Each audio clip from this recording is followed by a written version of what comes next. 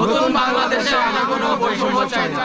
সাল 2024 জুলাইয়ে সারা বাংলাদেশ সাক্ষী হয়েছিল অদম্য এক গণ অভ্যুত্থানের।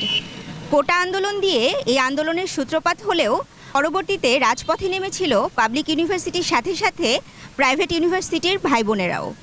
তারা কাঁধে কাঁধ মিলিয়ে এই আন্দোলনকে বাস্তবে রূপদান করেছে, স্বাধীন করেছে দেশ, স্বৈরাচার ফ্যাসিবাদের বিরুদ্ধে ছিনিয়ে এনেছে এক নতুন রাষ্ট্র। তবে এখন কেন বৈষম্য? তবে কি প্রাইভেট ইউনিভার্সিটির শিক্ষার্থীরা হচ্ছে বৈষম্যের শিকার? এ বিষয়ে জানব বিস্তারিত। গতকাল 26শে ফেব্রুয়ারি বুধবার ঢাকা বিশ্ববিদ্যালয়ের মধুর ক্যান্টিনে নতুন ছাত্র রাজনৈতিক একটি সংগঠন গঠিত হয়।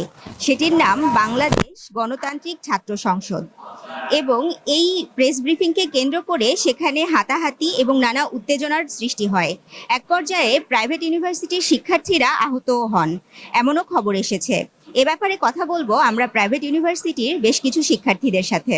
যেহেতু আমরা এই আন্দোলন তো হচ্ছে পাবলিক আর প্রাইভেট একসাথে এক হাতে আমরা হচ্ছে আন্দোলন করেছি। আমরা হচ্ছে উত্তরা বিএনএ সেন্টারে আমাদের শহীদ হয়েছে আসিফ।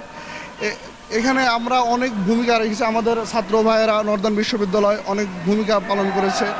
সেক্ষেত্রে আমরা চাই না এই নতুন বাংলাদেশে বৈষম্য হোক।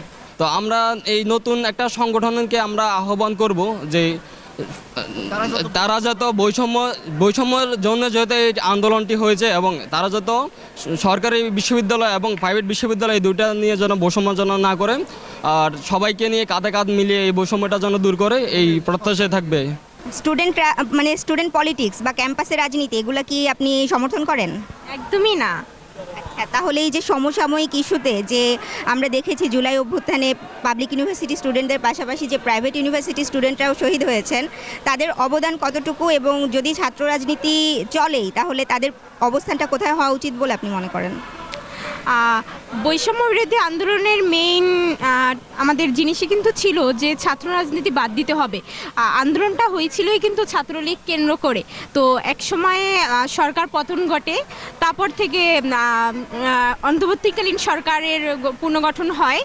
সেখানে হচ্ছে স্টুডেন্টরা উপদেষ্টা পদে থাকে। এটা অবশ্য আমরা পজিটিভ হিসেবেই নিয়েছিলাম যে তারা আমাদের জন্যই বা দেশের ভালোর জন্য কিছু করবে, কিন্তু আলটিমেটলি একটা সময় দেখা যায় যে দেশের তেমন কোনো উন্নতি আমরা দেখতে পাচ্ছি না। ডে বাই ডে কিন্তু অবস্থার পরিণতি আরও ডে বাই ডে খারাপ হচ্ছে। কথা বলবো বাংলাদেশ নেভির অবসরপ্রাপ্ত কমান্ডার মোহাম্মদ মোস্তফা শাহিদ স্যারের সাথে। গতকালকে যে ঘটনা ঘটেছে তাতে তো এটা পরিষ্কারভাবে আবারও একটা বৈষম্যের সৃষ্টি হয়েছে।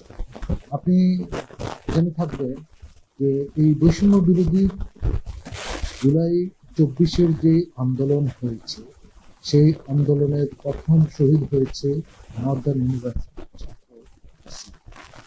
সাম্প্রতিক যে ঘটনার সম্মুখীন আমরা হয়েছি, পাবলিক ইউনিভার্সিটি এবং প্রাইভেট ইউনিভার্সিটির শিক্ষার্থীদের মধ্যে যে মতবিরোধ দেখা গেছে, এতে করে জুলাইয়ের অভ্যুত্থানের একত্ববোধ প্রশ্নবিদ্ধ হয় নাকি?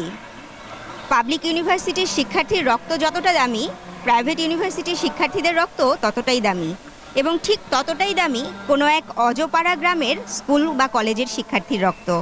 এই নতুন বাংলাদেশে থাকবে না কোনো বৈষম্য, এই প্রত্যাশায় তাশরিফা তৃষা, তরঙ্গ টিভি।